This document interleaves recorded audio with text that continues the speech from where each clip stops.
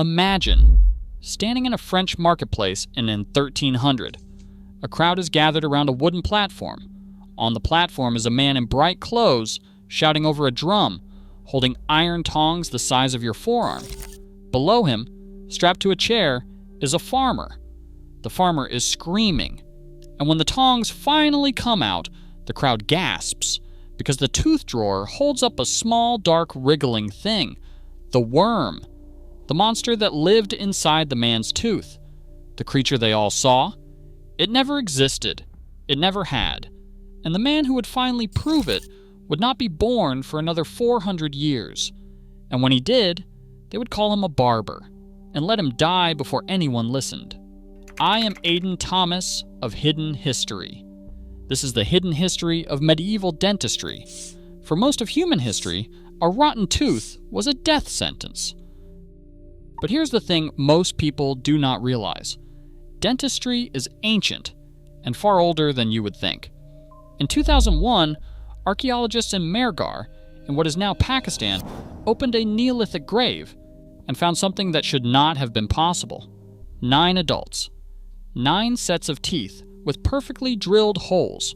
Clean, circular cavities bored into living molars with flint-tipped drills. The dating came back at 7,500 BC, 9,000 years ago.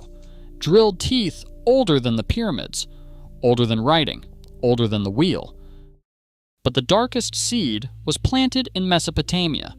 Around 1800 BC, a Sumerian scribe pressed a small clay tablet with a prayer. The prayer names a creature, a worm that drinks blood from the roots of teeth and feeds on the gums. That tablet sits in the British Museum today, and the idea carved into it would terrorize humanity for the next 7,000 years. Then came the golden age of medicine nobody talks about.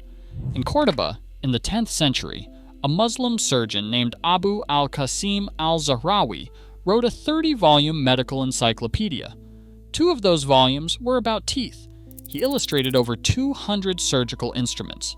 He described how to scrape tartar, how to splint a loose tooth with gold wire, how to pull a molar without ripping the jaw. This was happening while most of Europe was still scraping its face with sand. But in 1163, the Church made a decision, and 1,000 years of healing went with it. But here's the dark turn. In 1163, Pope Alexander III convened the Council of Tours, and in one stroke of a pen, he forbade monks and clerics from practicing surgery. No more cutting, no more blood. The principle would later be summarized in one Latin phrase: the Church abhors blood. The most literate medical minds in Europe, the ones who had preserved Roman and Islamic medical knowledge, were ordered out of the operating room. So who took over? Barbers. Men with sharp blades already in their hands. They could cut hair. They could cut teeth. The modern barber pole you still see outside shops today is the visual echo of that moment. The red stripe is blood. The white stripe is bandages. For the next 500 years, this was medieval dentistry. Itinerant tooth drawers performed at fairs like circus acts, a screaming patient strapped to a chair, and a bloody worm triumphantly held aloft. Except the worm was a lute string, or a piece of dried fruit, or most often, just the tooth's own nerve pulp, hanging in strings. The treatments were worse. Henbane seeds burned in funnels to smoke the worm out. Hot iron wires driven into living tooth pulp. Mercury rubbed on bleeding gums. A live toad worn around the neck. And when the pain became unbearable, people prayed to Saint Apollonia, a Christian martyr whose teeth were smashed out in 249 AD, and who was burned alive 200 years before Rome fell. For 1,500 years, Europeans asked a woman who had been tortured to death to take their toothaches away. She could not. You just can't make this stuff up. Then, in 1728, a French naval surgeon named Pierre Fauchard published a book, 800 pages. It was called The Surgeon Dentist. Fauchard had spent 20 years with a microscope, and what he proved was simple. There is no worm.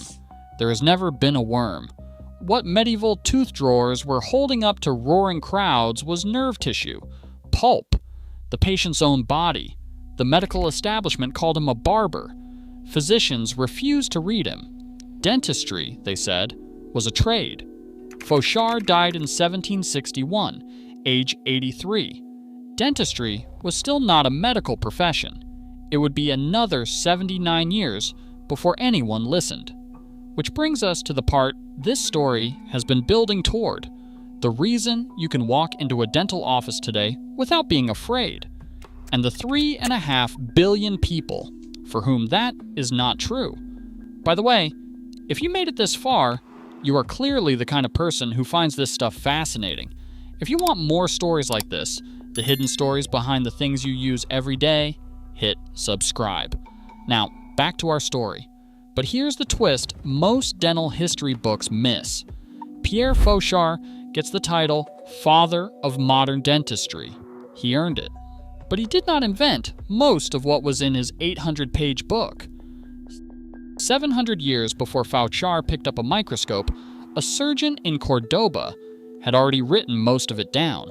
His name was Abu al-Qasim al-Zahrawi. In the Latin West, they called him Abul Qasis. His 30-volume encyclopedia was translated into Latin in the 12th century. European medical universities taught from it for 500 years. He described wire ligation, tartar scaling, and extraction technique. He illustrated over 200 surgical instruments, many still in use today, and Europe used those instruments without ever knowing his name. And the worm? The creature that terrorized humanity for 7,000 years? It was never a worm. In 1890, an American dentist named W.D. Miller, working in Berlin in Robert Koch's laboratory, finally proved what had been rotting teeth all along. It was not a parasite. It was not divine punishment. It was sugar. It was acid. It was bacteria feeding on what we ate. The monster was metabolism. And here's the part that should stop you cold. According to the World Health Organization, oral diseases today affect nearly 3.5 billion people, the single most common health condition on Earth. Over 2 billion people are walking around right now with untreated decay. And the line between who gets dental care and who does not maps almost exactly onto the same class lines that existed in medieval Europe. 9,000 years of dentistry. Fauchard proved there was no monster. Miller proved what the real one was. And 2 billion mouths are still in pain. Dentistry isn't really a story about teeth. It's a story about who was allowed to keep them, about the monks who were ordered to stop healing, and the barbers who were ordered to start, about a Muslim surgeon whose name Europe forgot, and a French surgeon Europe ignored until he'd been dead for 80 years. It's a story about pain, and the story we tell ourselves to explain it. For 7,000 years, the monster was never in the tooth. It was in the story we told about pain. I hope you enjoyed today's episode of Hidden History. If you've got a moment, hit that subscribe button, like the video, and comment below with another episode you would like to see. Next week, we are uncovering the hidden history behind another invention you use every day. Until then, take a look around. History is everywhere.